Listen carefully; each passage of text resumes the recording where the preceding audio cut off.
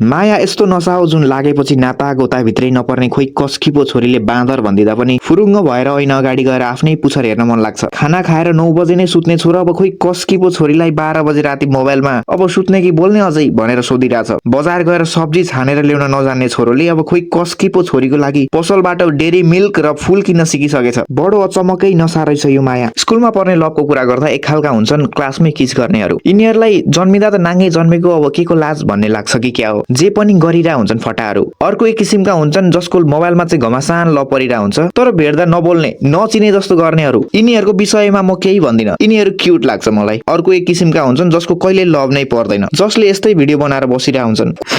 कोही कोही जोडीहरू एकअर्कालाई तपाईँ भनिरा हुन्छन्। धेरै नै उमेर फरक छ भने त ठिकै हो, तर आफ्नै उमेरका छन् र तपाईँ भन्दैछन् भने स्वाङ पारिरहेछन्। एकअर्कालाई तिमी भन्नेहरू नर्मल हुन्। कोही कोही चाहिँ पहिला तिमी भन्ने हुन्छन् र पछि माया झन् गाडा हुन्छ भनेर त भन्न थाल्छन्। मलाई अचम्म लाग्छ को महापुरुषले यस्तो नचाहिने ज्ञान बाँडिरहेछ त भन्दा माया गाडा हुन्छ भनेर। जबसम्म रिलेसनमा केटा र केटीले एकअर्कालाई तिमी भनिरा हुन्छन्, केटाले केटी भेट्न जानु अघि आफ्नो मोजा पनि चेक गर्छ कतै गनाको त छैन भनेर। जब रिलेसन तिमीदेखि तमा झर्छ, केटाले केटीको गाडी आरामले पार्न सक्छ। कन्क्लुजन चाहिँ के हो भने माया गाडा हुने त त्यस्तै हो, इज्जत चाहिँ गर्न छोड्छन्। अब स्कुल कलेजमा लभ चाहिँ कसरी पर्छ त? सिपालुहरूले एकअर्कालाई मन पराउँछन् र रिलेसन सुरु हुन्छ उनीहरूको। अर्को कन्डिसनमा केटोले चाहिँ मन पराएको हुन्छ, केटीले चाहिँ मन पराएकै हुँदैन, तर खोइ कसरी केटोले कन्भिन्स गराएरै छोड्छ। मै हुँ तिम्रो लागि जन्मेको राजकुमार, तिम्रो लागि जुन तारा झार्ने नै मै हुँ जसरी प्रस्तुत भएपछि केटीहरूलाई के नै चाहियो र। अर्को प्रजातिलाई म पानी मरुवा भन्न चाहन्छु, जसले मन त पराउँछन् तर भन्न सक्दैनन्। साथीहरूले जिस्काको भरमा लभ परिरा हुन्छ यार यिनीहरूको। कसैको चाहिँ साथीहरूले जिस्काउँदा पनि लभ पर्दैन, जसले यस्तै भिडियो हेरेर बसिरा हुन्छन्। लभ परिसकेपछि के हुन्छ त? सुरुमा त रमाइलो हुन्छ, जे पनि रमाइलो लाग्छ। घाम पनि कति मजाले लागेको, मान्छेहरू पनि कति मजाका, फूल पनि उसकै लागि फुलेका उनकी, पुतलीहरू पनि कति मजाले उडेका, मिठो गीत सुन्दा उसकै याद आउने। पछि पछि हो सबै कुराको रङ उड्ने त। कोही कोहीको चाकमा चुर्ना पर्या हुन्छ। रिलेसनमा बसेको भोलिपल्ट यिनीहरूलाई सोशल मिडियामा फोटो नहाली हुँदैन, मेड फर इच अदर भनेर। साथी भाइ आफन्त सबले थाहा पाइसकेपछि मुख कालो बनाएर ब्रेकअप भइआएर भन्दै हिँडिरा हुन्छन्। अर्को हुन्छन् मसाने जोडीहरू, जसको बिहे नै भइसक्दा पनि होइन हामी साथी मात्रै हो खासमा भन्न बेर लाउँदैनन्। मायामा मान्छेले के गर्छन् त? जे पनि गर्छन्, तर सबैभन्दा बढी रिग्रेट चाहिँ केटीका लागि जुझ्ने तोरीहरूलाई हुन्छ, जसका लागि कुटाइ खाए कुटे उसँग नै अहिले बोलचाल छैन। केटीका लागि हानहान गर्ने योद्धाहरू कहिलेकाहीँ बाटोमा जम्का भेटुँदा कति चाहिँ लाज हुँदो हो। त्यसैले केटीको निम्ति लडौँ,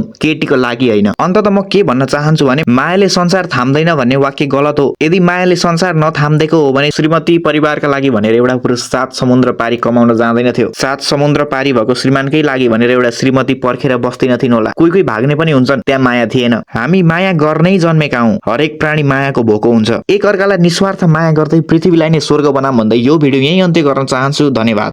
त्यो इजी कुरा हो। अब हामी जतिको मान्छे भोलि लिजेन्ड हुँदै जाँदा बिहे गर्नु पर्यो भने युवतीहरूको लाइन लाग्ने